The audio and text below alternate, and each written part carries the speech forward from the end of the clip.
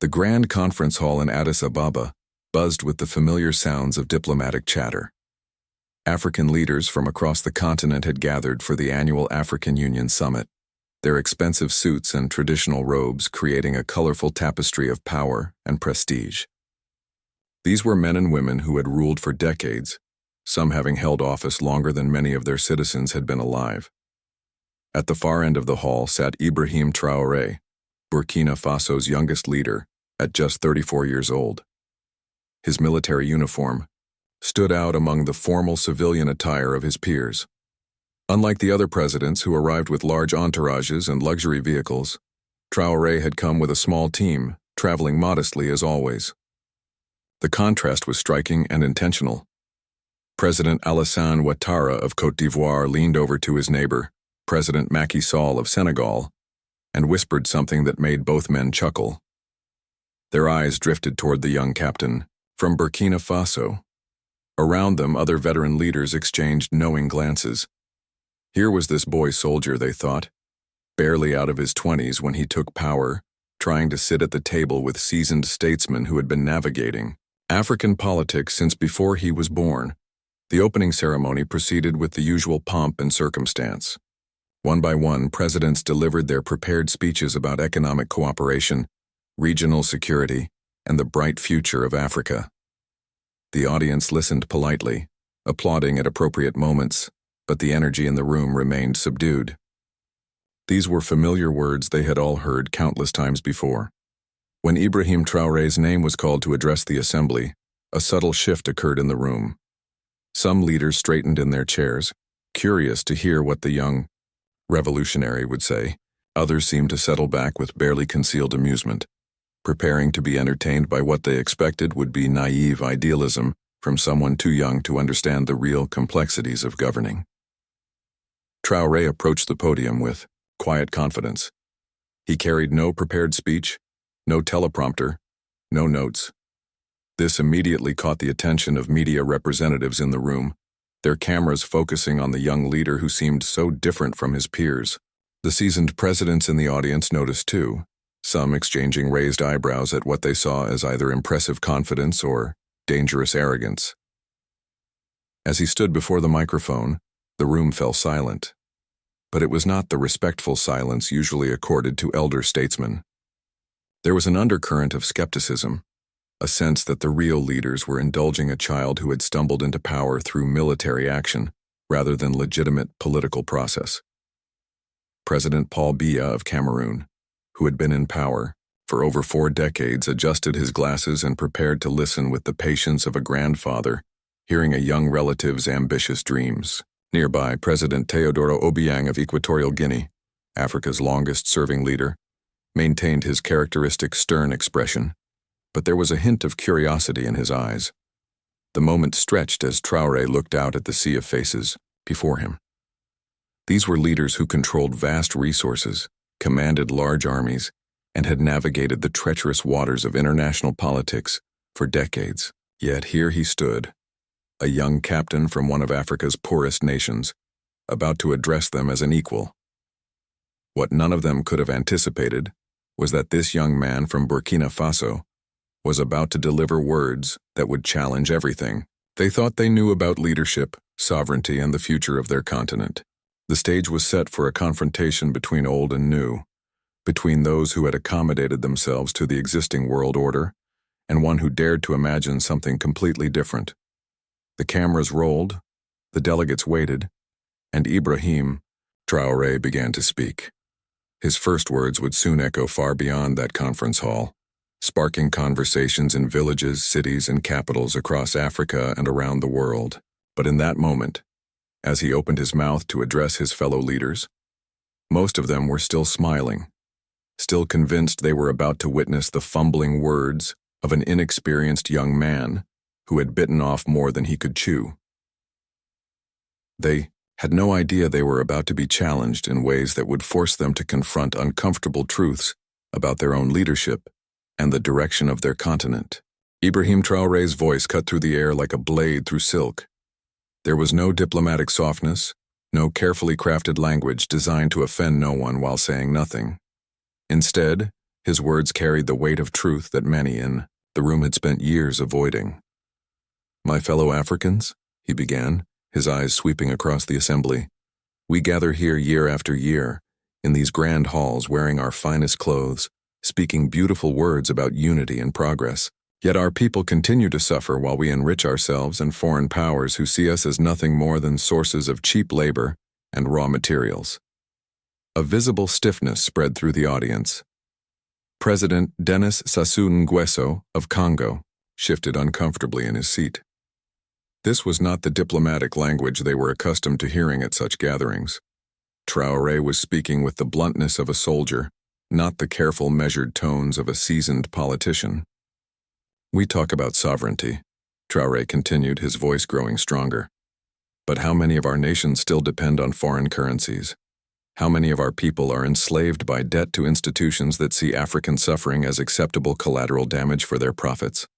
How many of our children die from diseases that could be cured with medicines we could produce ourselves, if we had the courage to break free from the systems designed to keep us dependent?" President Emmanuel Macron had been invited as a special guest representing France's continued relationship with its former colonies. His face remained diplomatically neutral, but those watching closely could see the tension in his jaw. This young leader was essentially calling out the entire neo-colonial system that had benefited European powers for decades. The camera operators in the room began to sense that something extraordinary was happening. They zoomed in on the faces of various presidents, capturing their reactions to words that challenged not just policies, but the fundamental assumptions about how African nations should relate to the rest of the world. "We send our youth to Europe to die in the Mediterranean Sea." Traoré's voice rose with passion, "seeking opportunities we could create right here in Africa if we had leaders with vision instead of leaders who are satisfied with being caretakers of poverty. We export our raw materials at cheap prices and import finished products at premium costs, and then we wonder why our economies remain weak." President Cyril Ramaphosa of South Africa found himself nodding slightly despite himself. The young captain was articulating frustrations that many African leaders felt, but rarely voiced so directly in international forums. Yet there was something unsettling about the directness, the way Traoré seemed to include all of them in his criticism. "Some of you sitting here today," Traoré continued, his gaze moving deliberately across the room, "have been in power longer than many of your citizens have been alive. You have watched foreign companies extract billions of dollars worth of resources from your lands, while your people lack clean water, proper health care, and quality education. And what do you tell them? You tell them to be patient, to wait for development that never comes." The tension in the room became palpable. Presidents who moments before had been relaxed and dismissive now sat rigid in their chairs. This was no longer amusing entertainment from a naive young leader. This was a direct challenge to their legitimacy and their records. President Abdel Fattah el-Sisi of Egypt leaned forward slightly, his expression unreadable but intense. President William Ruto of Kenya whispered something to an aide. The comfortable assumption that this would be a routine speech had evaporated completely. "We are not poor because we lack resources," Traoré declared, his voice echoing through the now silent hall. "We are poor because we have accepted being told we are poor by those who profit from our so-called poverty. We have gold, diamonds, oil, fertile land, and the youngest population in the world. Yet we act as if we need permission from outsiders to use these gifts for the benefit of our own people." In the media section, journalists were frantically taking notes and updating their editors. This was the kind of speech that would make headlines around the world. Social media accounts were already beginning to buzz with clips and quotes from the young Burkinabe leader's remarks. The most uncomfortable moment came when Traoré addressed the elephant in the room directly. "Some of you may think I am too young to understand the complexities of international relations. You may believe that my military background disqualifies me from speaking about governance. But I ask you this: what has your experience and your diplomatic sophistication achieved for the average African citizen?" The question hung in the air like a challenge thrown down at a medieval tournament. It was clear that this young leader was not seeking approval or acceptance from his peers. He was forcing them to confront the gap between their rhetoric and the reality of their people's lives. President João Lourenço of Angola found himself thinking about his own country's oil, wealth, and the persistent poverty of many Angolans. President Félix Tshisekedi of the Democratic Republic of Congo considered the vast mineral wealth of his nation and the continued instability that prevented ordinary citizens from benefiting from these resources. As Traoré's words continued to pour forth, it became clear that this was more than just a speech. It was a manifesto, a declaration that a new generation of African leadership was emerging, one that would not be bound by the diplomatic niceties and comfortable compromises that had characterized continental politics for decades. The atmosphere in the conference hall had transformed completely. What began as polite attention had evolved into something much more tense and uncomfortable. Ibrahim Traoré's words were no longer just challenging policies. They were questioning the very legitimacy of many leaders in the room. President Paul Kagame of Rwanda sat with his arms crossed, his expression stern. As someone who had also come to power through military means and transformed his country, he understood the young captain's frustration, yet even he seemed taken aback by the directness of the attack on established African leadership. "You speak of terrorism and insecurity in our regions," Traoré continued, his voice unwavering despite the growing tension. "But you refuse to acknowledge that foreign military bases on our soil are not protecting us. They are protecting foreign interests. They are ensuring that any African leader who truly serves his people, rather than external powers, is quickly labeled a threat to stability." This statement sent shockwaves through the diplomatic corps present. Representatives from France, the United States, and other Western nations shifted uncomfortably in their observer seats. Traoré was openly challenging the entire framework of international security cooperation that many African nations had accepted.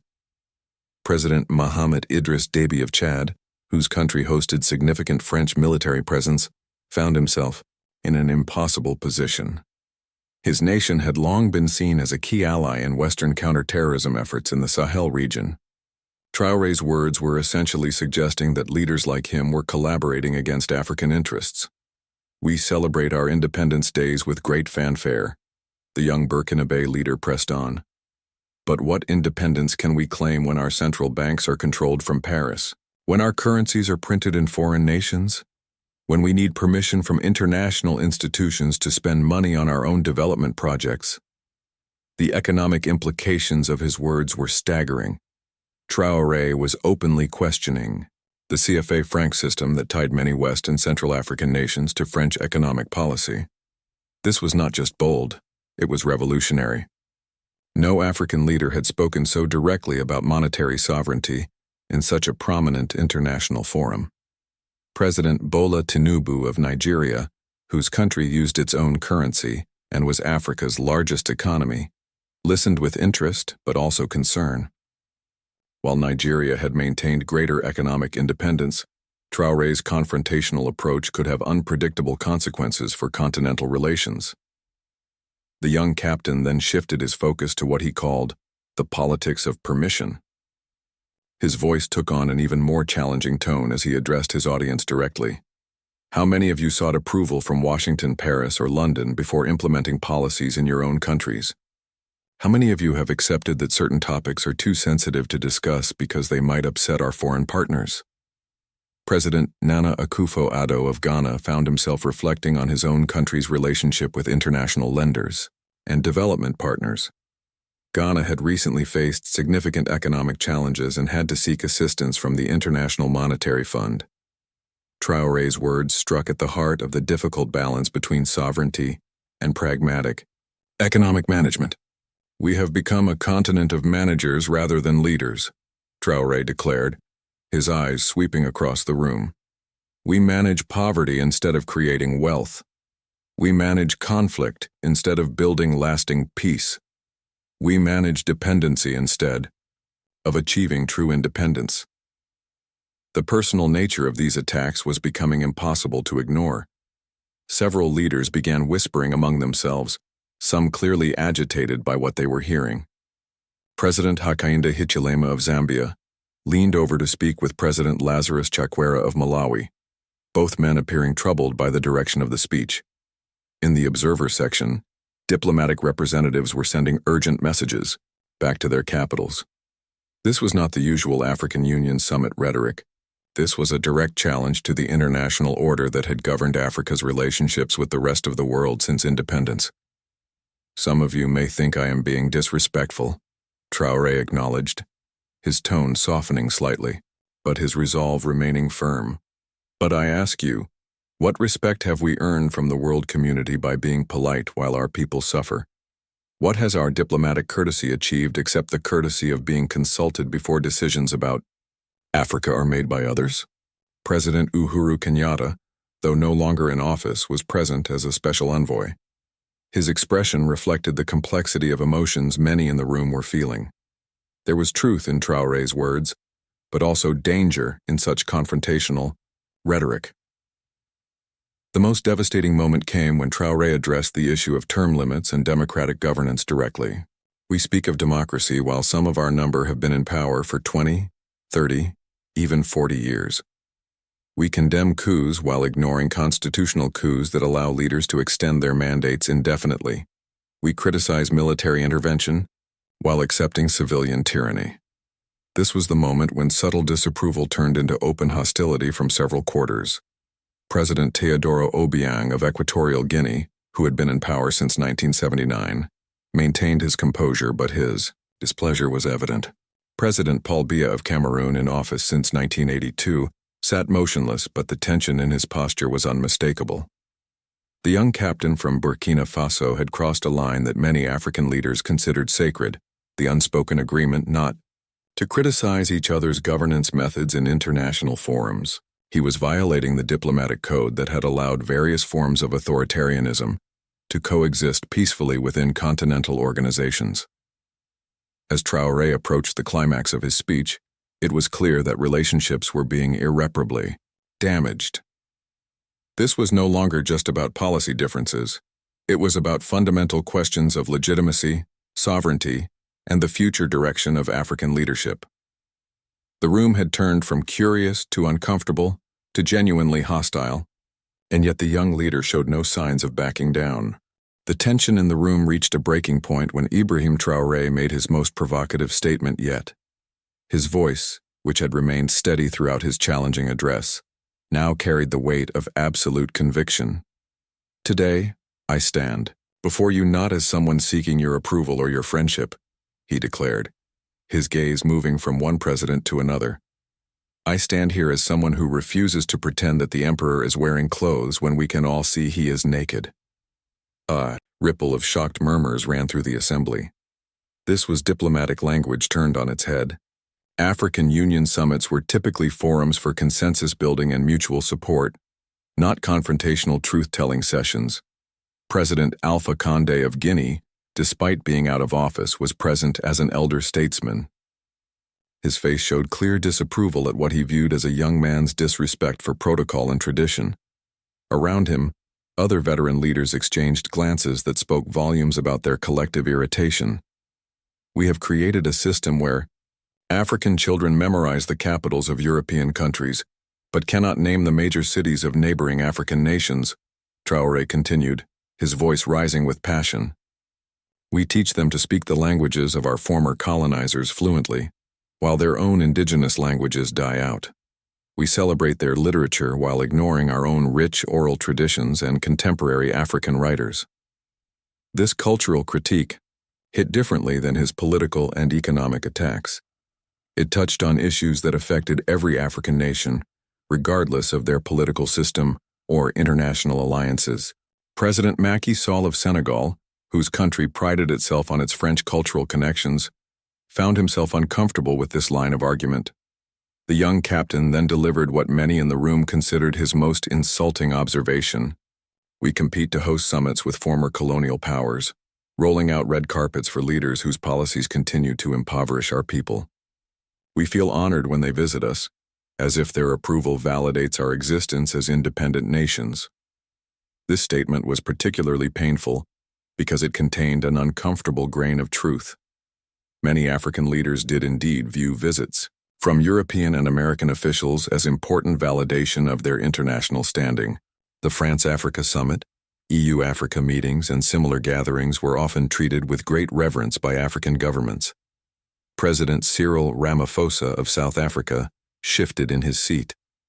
As leader of Africa's most industrialized nation, South Africa maintained complex relationships with Western powers while trying to assert African leadership. Traoré's words forced an uncomfortable examination of these balancing acts. "Some of you are angry with me right now," Traoré acknowledged, his tone becoming more personal and direct.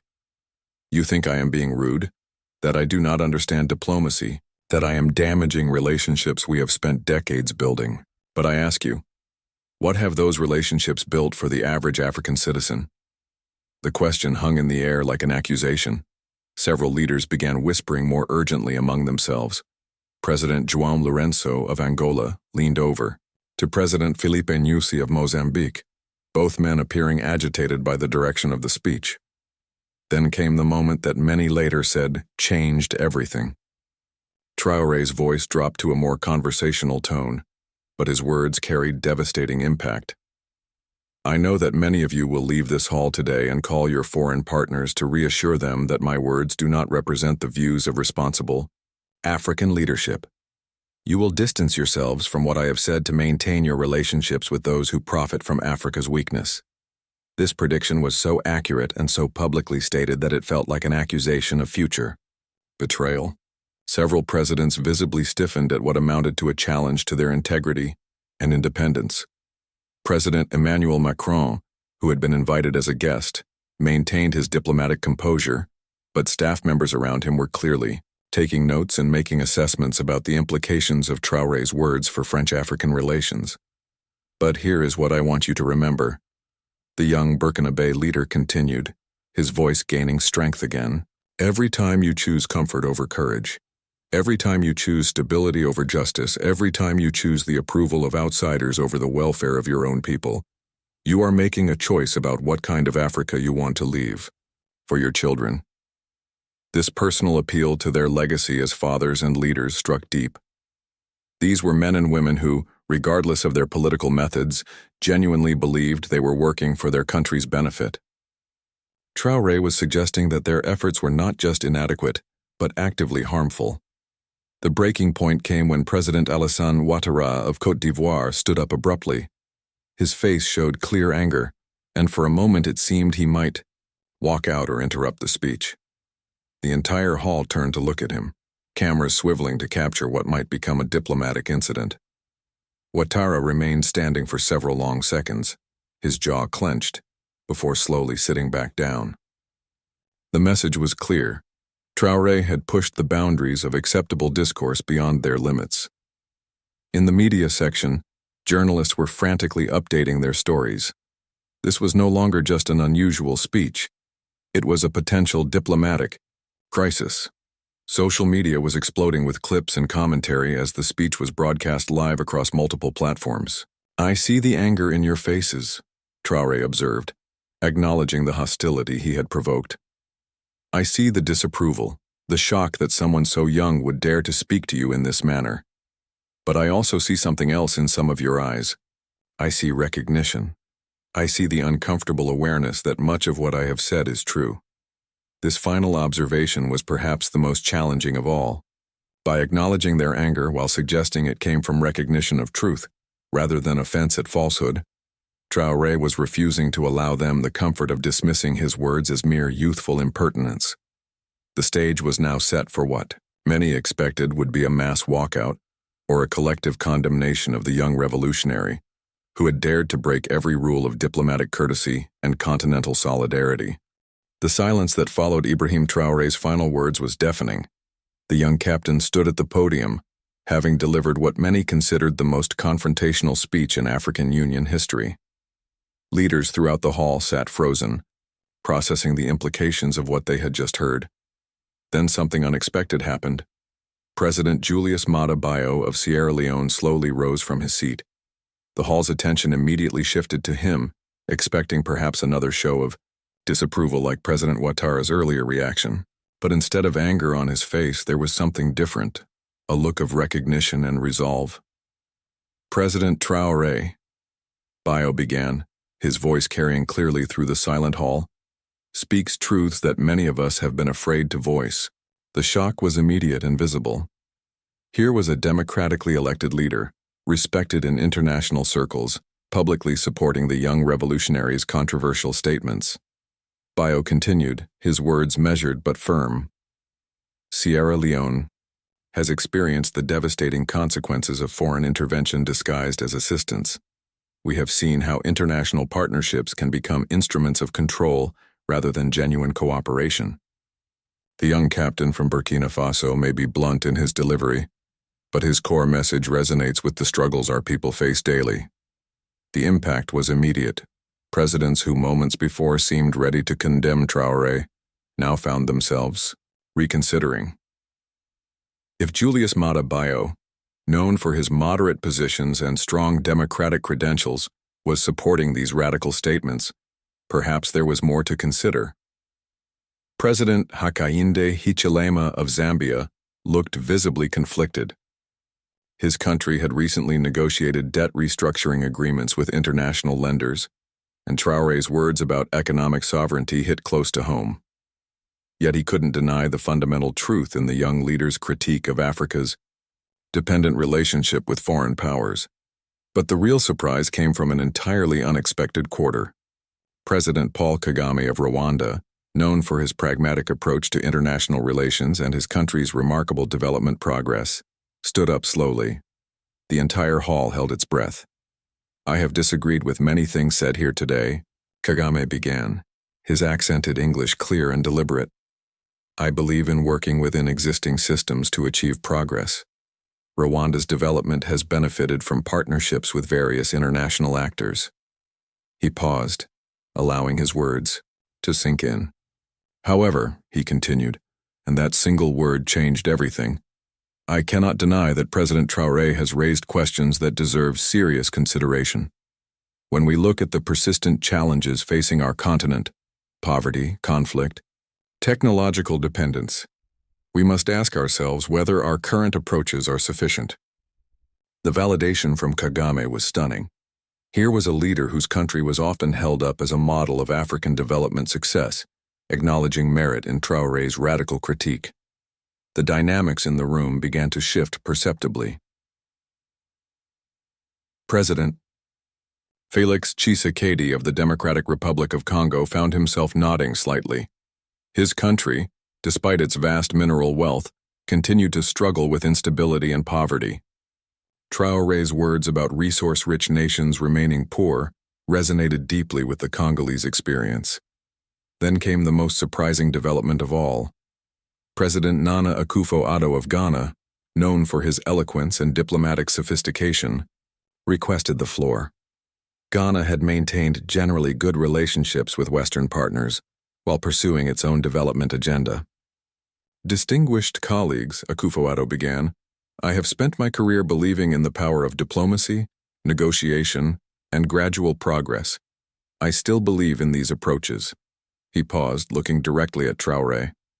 "But I also believe in the power of uncomfortable truths to force necessary conversations."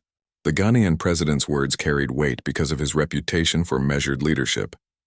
President Traoré's methods may be unconventional, but his core concerns about sovereignty, self-determination, and the need for Africa to define its own path forward are concerns that unite us all, regardless of our political differences. The tide was turning in ways no one had anticipated.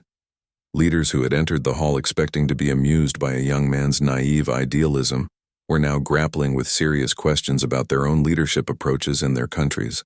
International relationships. President Mokgweetsi Masisi of Botswana, representing one of Africa's most stable democracies, spoke next. "Perhaps what we need is not more of the same diplomatic conversations that have characterized our continental relations for decades. Perhaps we need the kind of honest self-examination that President Traoré has forced upon us today." The momentum was building. President Samia Suluhu Hassan of Tanzania, one of the few female heads of state present, added her voice. "As leaders, we owe our people honest assessments of where we stand and where we need to go. If we cannot have these difficult conversations, among ourselves, how can we expect to make the changes our people deserve? Even some of the initially hostile leaders began to reconsider their positions. President Denis Sassou Nguesso of Congo, despite his long tenure in office, acknowledged, "The young captain raises questions about effectiveness that we all must answer, not to him, but to our own citizens." The transformation in the room was remarkable. What had begun as a confrontational speech that seemed destined to isolate Traoré had instead sparked a broader conversation about African leadership, sovereignty, and the path forward for the continent. International observers watched in amazement as established African leaders engaged seriously with ideas that challenged the fundamental assumptions of their governance approaches. The young revolutionary from Burkina Faso had not just delivered a speech, he had catalyzed a continental conversation that many had thought impossible. The most powerful moment came when President Bio made a concluding observation. "Perhaps the greatest service President Traoré has done for us today is to remind us that leadership sometimes requires the courage to be uncomfortable, both with ourselves and with others." As applause began to build throughout the hall, it became clear that something unprecedented was happening in African continental politics. The applause that began with a few scattered claps grew into something unprecedented in African Union summit history. It was not the polite, diplomatic applause typically heard at such gatherings, but something more genuine and powerful, the sound of recognition and perhaps even hope. Ibrahim Traoré stood at the podium, visibly moved by the unexpected turn of events. When he had begun his speech, he had been prepared for condemnation, isolation, and possible diplomatic consequences for Burkina Faso. Instead, he found himself at the center of what appeared to be a continental awakening. President Julius Maada Bio approached the podium and, in a gesture that surprised everyone, embraced the young Burkinabe leader. "Sometimes," he said loudly enough for everyone to hear, "it takes the courage of youth to remind us of truths that experience has made us forget." The symbolism was powerful. Here was a democratically elected president, respected across the continent, publicly embracing a military leader who had come to power through a coup. It suggested that perhaps the old categories of legitimate and illegitimate leadership were less important than the substance of what leaders actually delivered for their people. As the session moved toward its conclusion, something remarkable began to happen. Leaders who had entered the hall as competitors and sometimes rivals began engaging in serious conversations about the issues Traoré had raised. President Kagame and President Akufo-Addo found themselves in deep discussion about monetary sovereignty. President Tshisekedi and President Bio talked earnestly about resource management and foreign partnerships. The international media, which had expected to report on a diplomatic embarrassment, instead found themselves covering what appeared to be a potential turning point in African continental politics. Headlines were being rewritten in real time as journalists struggled to capture the significance of what they were witnessing. In the Observer section, representatives from various international organizations and foreign governments watched nervously as African leaders engaged with ideas that challenged the existing framework of international cooperation. This was not the script they had expected from an African Union summit. President Cyril Ramaphosa of South Africa, whose country held significant influence in continental affairs, made a statement that further shifted the conversation. South Africa commits to hosting a follow-up summit specifically focused on the issues of monetary sovereignty, resource management, and true African integration that President Traoré has raised today. This announcement was met with enthusiastic approval from many leaders.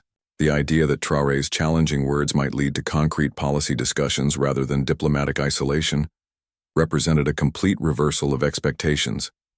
Even some of the initially hostile leaders began to engage constructively. President Alassane Ouattara, who had appeared ready to walk out earlier, now found himself in conversation with other West African leaders about the CFA franc system that Traoré had criticized so sharply. The most significant moment came when President Paul Biya of Cameroon, the longest-serving leader present, made a brief but impactful statement. "Age brings experience, but youth brings clarity of vision. Perhaps what our continent needs is a combination of both." This acknowledgement from one of Africa's most senior leaders that the young revolutionary might have something valuable to contribute was a stunning validation of Traoré's approach. As the session drew to a close, the African Union Secretary-General announced that several working committees would be established to examine the issues raised during the summit. These would include committees on monetary sovereignty, resource management, educational reform, and African integration. The transformation was complete.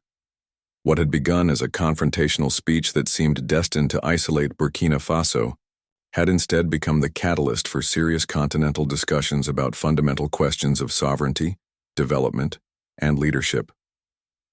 In the weeks that followed, the impact of Traoré's speech continued to resonate across Africa. University students organized discussions about African identity and independence. Civil society organizations referenced his words in their advocacy for better governance. Even some parliamentarians in various countries began asking tougher questions about their government's international relationships. The speech became known as the Addis Ababa Declaration, though Traoré himself never used that term. Social media platforms across Africa buzzed with discussions about the issues he had raised. Young Africans in particular seemed energized by seeing someone their age challenge established leaders so directly. Perhaps most importantly, several African leaders began implementing policies that reflected the concerns Traoré had voiced. Ghana announced a new initiative to promote indigenous languages in schools. Sierra Leone launched a program to process more of its mineral resources locally before export. Tanzania began reviewing some of its international agreements to ensure they truly served national interests. The young captain from Burkina Faso had achieved something remarkable. Through sheer courage and willingness to speak uncomfortable truths, he had forced an entire continent to confront difficult questions about leadership, sovereignty, and the path forward. Standing in that conference hall months later, as leaders gathered for a follow-up summit focused specifically on African sovereignty and development, Ibrahim Traoré could see the impact of that day when he chose to speak truth rather than diplomacy. The mockery and dismissal he had expected had instead given way to serious engagement with ideas about Africa's future. The youngest leader in the room had reminded his older colleagues that sometimes the most radical thing a leader can do is simply tell the truth about the challenges facing their people. In doing so, he had sparked a conversation that would continue long after the applause had faded and the cameras had stopped rolling. Africa, it seemed, was ready to listen to new voices and consider new approaches to old problems. The revolution Ibrahim Traoré had started was not just political, it was intellectual and spiritual, a renewed belief in Africa's capacity to chart its own course in the world.